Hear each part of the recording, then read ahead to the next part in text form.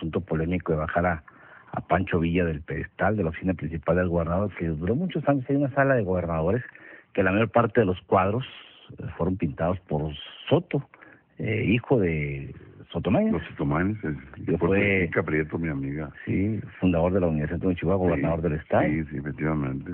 Y dicen que en 2 días terminó ese cuadro muy bonito, pinta muy bien Soto. Es muy bueno, se ha dedicado toda su vida a eso. Buen hombre. Y bueno, tendrás otros gustos. Ahorita platicamos en el corte que se ha escrito mucho sobre Villa, quizá de los revolucionarios que más se ha escrito en el mundo, no solamente en Chihuahua, en México. Ahorita platicamos cuál es el mejor libro, es como la cultura, o cuál es el mejor artista, cuál es es muy...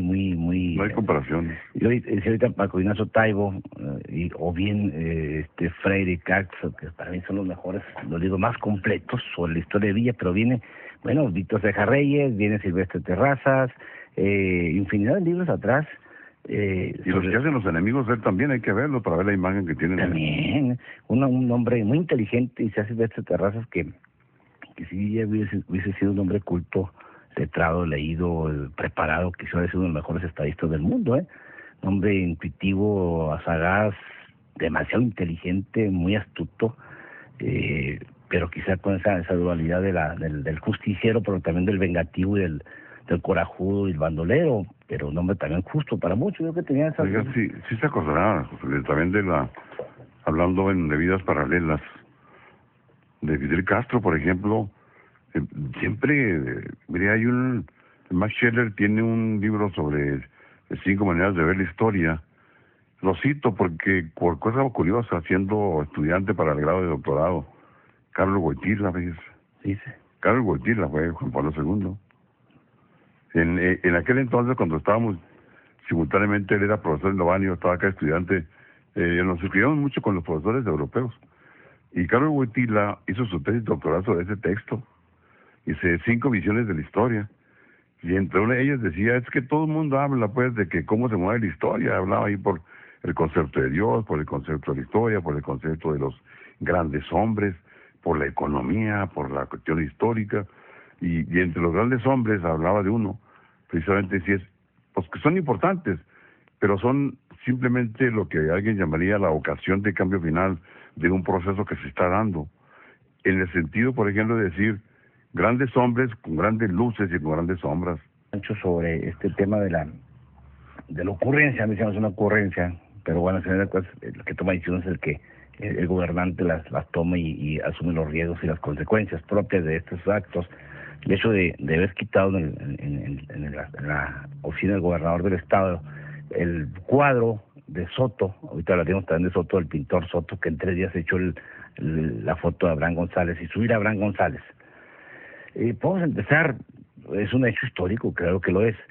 Quizá que sea cada quien tenga su preferencia. Ahorita comentamos, Pancho, pues en cultura difícilmente te puedes contar, no quieren mejor si Abraham González, o quieren mejor Pancho Villa, o en cultura quieren mejor Rafael o Miguel Ángel, o quieren mejor Diego Velázquez o el Greco.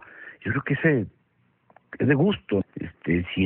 Si realmente Javier Corral le gusta más a Abraham González, bueno, pues es su decisión. Es su gusto, ¿no? A mí se me pregunta ahorita quién es mejor pintor, si Greco o Diego Velázquez. Bueno, pues yo tengo mi gusto muy propio, ¿no? A mí me encantan las meninas, y muchos dicen, bueno, ¿y por qué te gustan las meninas? Bueno, pues porque tengo ese gusto, ¿no? Pues, ¿no va? ¿Y qué? Pues bueno, es una expresión muy natural, a lo mejor es su vida. ¿Cuál es el mejor vino? Pues sí. El que más me gusta. Pues claro, ¿cuál es el mejor vino? Pues el que más te gusta, ¿no? A mí no me gusta el Petrus, bueno, porque son muy caros, porque no tengo el acceso a comprarlo, pero te puede comprar un buen vino que se puso aquí en Chihuahua. Son las preferencias de un valor, ¿verdad? Igual aquí, fue la mejor decisión política.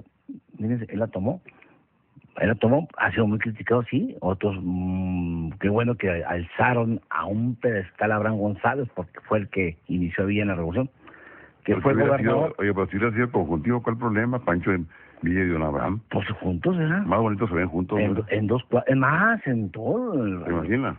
Mayo de mandándose murales y los dos cabalgando juntos. Y son las luces y las sombras de los seres humanos. ¿Y cuál fue el mejor pueblo que dio más revolucionario? Pues ahorita puedes hablar del Distrito Guerrero, puedes hablar de San Andrés, puedes hablar de Tabalopa, puedes hablar de Robinson, puedes hablar de Juárez, del Valle de Juárez,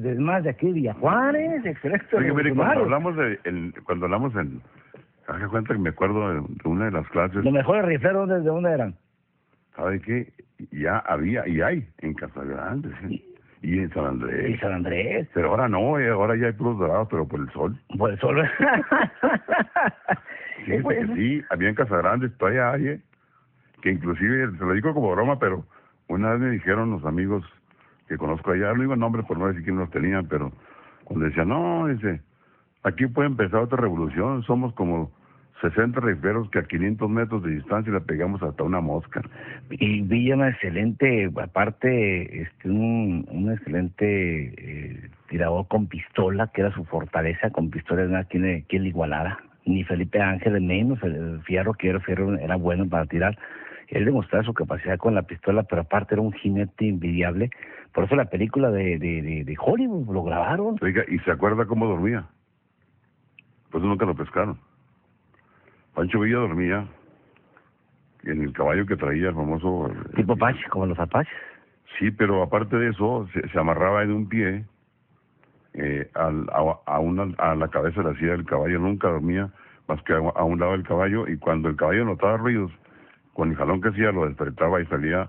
No averiguaba, simplemente dormía y se escapaba. Nunca dormía en su El alimento nunca lo probaba él. La técnica de la guerrilla, fíjese. Antes. Era un experto en guerrilla. Efectivamente, pegaba y corría. Nunca sé dónde estaba. Esa anécdota me la platicó uno de los Carvajal de mis tíos, que anduvo con ellos. Ahora, darle lugar a Chihuahua como el inicio de la cuna de la revolución, que también Javier Correa se la quiere dar, pues va a ser una polémica, no sé hasta dónde puede llegar esto. Siempre que inicia un recordatorio, dice, ahora Chihuahua fue parado, pues a lo mejor se adelantaron un poquito, no se pusieron de acuerdo a la fecha, y ahí pero también en Puebla se adelantaron, y en San Andrés, y no se pusieron de acuerdo. A lo mejor hubo algo ahí, Toribio Ortega, otro, a lo mejor hizo más que Abraham González, quién sabe, Martín López y otros tantos, ¿no? Mire, cuando preguntamos esto en una clase de filosofía de la historia, uno dice, bueno, ¿qué es lo más importante? ¿El hecho mismo que se dio? No, sino hay que revisar las condiciones anteriores que se dieron para que ese suceso se manifestara. Entonces, lo más importante es la explicación anterior, por ejemplo, que ya había condiciones reales de injusticia, de esclavismo, de descontento, que ya estaban acumuladas. Entonces, estaban acumuladas en toda la República. Entonces, en realidad, lo que se llama, ¿cuál fue la chispa que causó la mecha? ¿Verdad? O sea, lo que se llama, ¿cuál fue la ocasión del cambio final? Que se llama la coyuntura donde el hecho explota. No era más importante eso, sino que las condiciones que ya sabemos, ya hay mucha explicación de cómo está el panorama en el mundo de las condiciones de la revolución. Y Villa, que fue un hombre odiado por los caciques, completamente los terrazos de Chihuahua. Pues mire, señor, esa historia, hoy quizás hay un antídoto o un fantasma que anda en el Palacio de Gobierno. Muchas cosas pueden pasar, Pancho. Mire, ahí le va otra. Acuérdese de Luis González y González. Sí. Que cuando dicen, no, es que la mosca que vino por allá voló por la izquierda. Sí, y la coyuntura económica que embarcó el territorio de la universalidad de la ley. Entonces se cayó el suceso, ¿no, hombre? No. Es tan sencillo. Luis González y González desde Microhistoria, cuando dice, hombre, las cosas pasan en los pueblos y está en el centro histórico, dice, ahí donde está la catedral y el palacio municipal. Y aparte de eso está el cacique y un profesor. Y Villa, ¿cuándo atrevió para tomar catedral? Pues era su punto de partida. Fue de reales, ¿no? Sí. Nada, que ahí era la que se llama la microhistoria. Las tomaban las decisiones en corto. Mire, ahí le va la... Por eso la fama de Villa, cuando tomó Juárez, tomó Torreón, tomó Chihuahua, lugares protegidos, altamente protegidos por el ejército, su fama corrió a todo el mundo. O sea, por eso fue más famoso que Abraham González.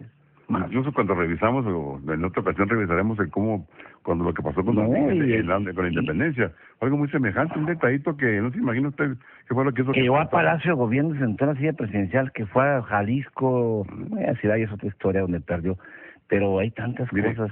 Entonces se lo voy a comentar lo que cuenta Ibargüengoitia en la parte histórica. Dice, cuando llega Allende, muchacho, pues soldado, y venía con ganas de andar de vago. Entonces llega con don Miguel y le dice, ¿usted conoce aquí toda la gente? Sí, yo la conozco. Y le dice, pues, allá vaya a un lugar, ahí hay una chica, ahí toca la puerta. Entonces, Tocó la puerta, no, señor, aquí no es lo que usted piensa, lo corrieron. Parache, ¿cómo no? Y fue don Miguel, le tocó, dijo, y a ver como si era fácil, aquí no van a atender, y se fue.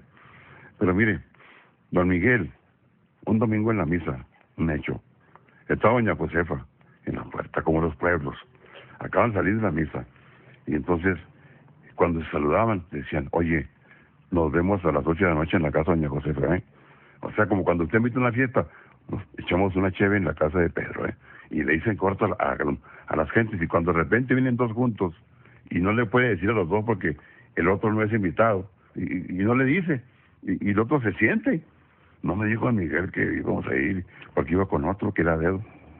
Entonces, ese señor que lo invitó fue el que denunció a él entonces, a los políticos que se iban a juntar con don Miguel, y por eso se aceleró. Fíjense, por ese detalle tan sencillo, se aceleró el acta, lo que es el grito de independencia. En el caso de Villa, mire, la voy a platicar yo, magistral de Lauro Durango. John Reed se hospedó en la casa de mi abuelo. Mi abuelo lo cuidaba y le daba comida porque era de los pocos que hablaba inglés en el pueblo. Y cuando él le contaba historias, que aquí están, aquí hay 3 capítulos, Valle Alegre, donde menciona las fiestas de mi pueblo. México Insurgente. México Insurgente, Valle Alegre y Puerto Pinto, los 2 pueblos de magistral de Oro Durango, Santa María. Cuando no pudieron tomar Santa María, que había gente muy buena para disparar, y se fueron sobre magistral, que era la planta que daba luz a toda la zona. Mi abuelo era el encargado de la planta, la tronaron, hasta la fecha está a un lado ahí. Entonces mi abuelo conocí muy bien a Villa porque era amigo de él. Y cuando comenta, tan amigo era, que pues era de los pocos que tenía armas en la casa para cazar. Y en aquel entonces, cuando, fíjese quién, nada menos el famoso, el que organizó la primer grupito de gente que fuera a matar a Villa, ahorita se fue el apellido, era muy amigo de él, que ya estaba en Canutillo, y que le había encargado que cuidara la casa. Y se había portado un poco mal y le había robado unas cosas. Y entonces en el camino a Rosario, rumbo a Canutillo, lo agarraba a balazos, no le dio, nada más lo corrió a la casa a balazos.